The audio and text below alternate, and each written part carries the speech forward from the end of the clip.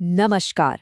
आज हम बात करेंगे कि कैसे कॉम्प्लेक्स न्यूरोसाइंस को एक सिंपल टूल किट में बदला जा सकता है जिससे हम अपने स्ट्रेस को मैनेज कर सकें। हम बात करने वाले हैं सोमैटिक रेगुलेशन की, मतलब अपने शरीर का इस्तेमाल करके अपने दिमाग को शांत करने की कला। और यकीन मानिए, ये हमारे रोजमर्रा की जिंदगी को बदलने की ताकत रखता है। आज की इस भाग दौड़ वाली दुनिया में लगातार नोटिफिकेशंस, ईमेल्स और न जाने कितनी जानकारी हमारे ऊपर बरसती रहती है।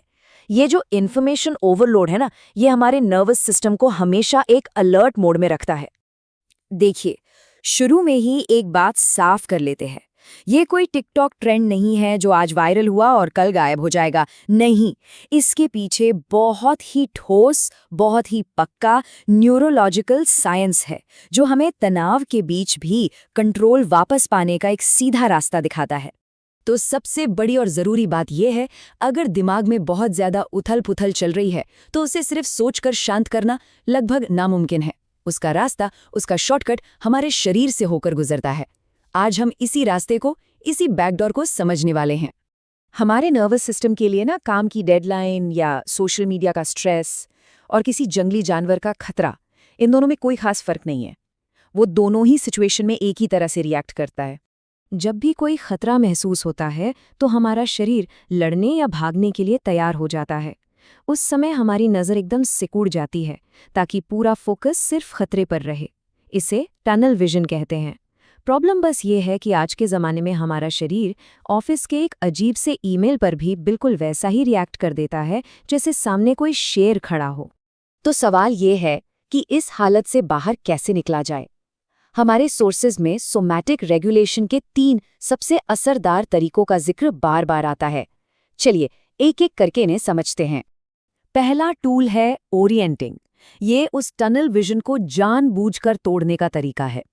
जब हम होशपूर्वक अपने आसपास के माहौल को देखते हैं तो ये हमारे दिमाग के अलार्म सेंटर को एक बहुत ही पावरफुल बायोलॉजिकल सिग्नल भेजता है कि देखो, आसपास कोई शेर नहीं है, सब सुरक्षित है।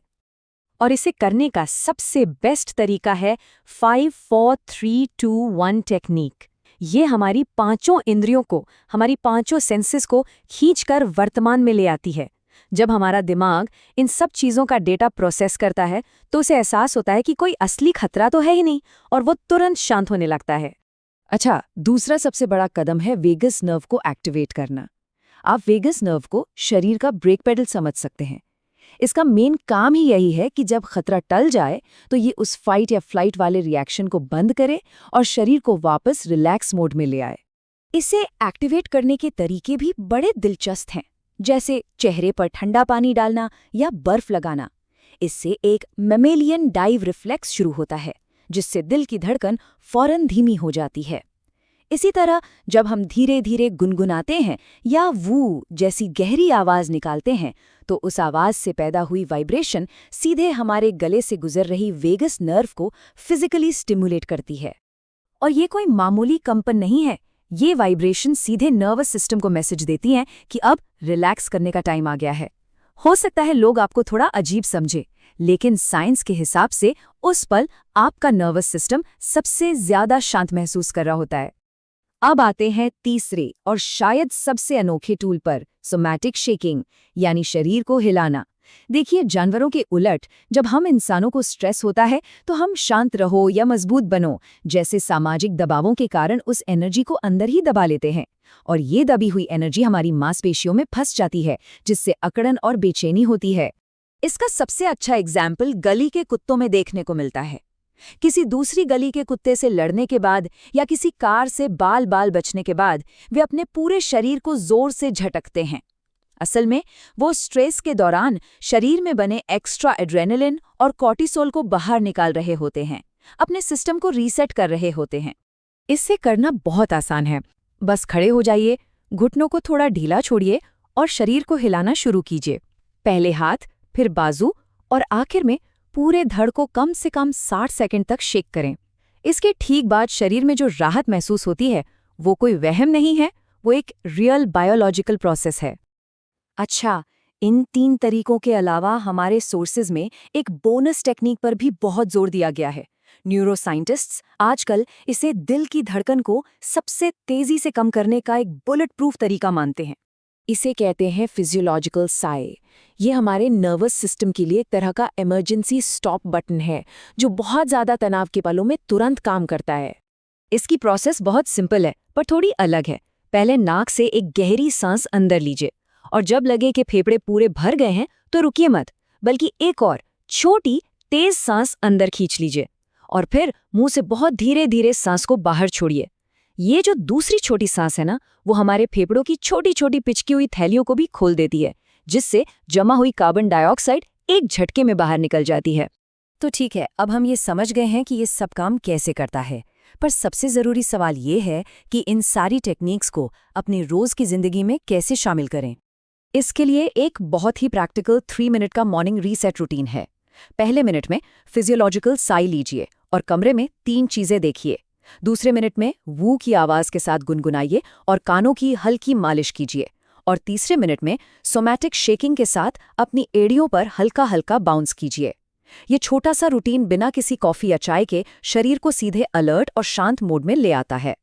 सुबह की तरह ही रात को सोना भी एक बहुत बड़ी चुनौती है। दिन भर काम करने के बाद भी घंटों तक फोन पर स्क्रॉल करते रहने की आदत, जिसे रिवेंज बेड टाइम प्रोक्रेस्टिनेशन कहते हैं, हमारे नर्वस सिस्टम की सबसे बड़ी दुश्मन है।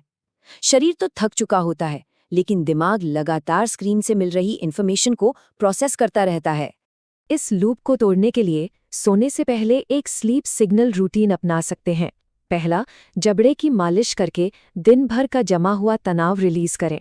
दूसरा, खुद को गले लगाकर धीरे धीरे एक तरफ से दूसरी तरफ हिले। ये हमारे नर्वस सिस्टम को सुरक्षा का एहसास कराता है। और तीसरा, सिर्फ बाईं नाक से सांस लें, जो सीधे हमारे शरीर के रेस्ट एंड डाइजेस्ट सिस्टम को एक्टिवेट करती है।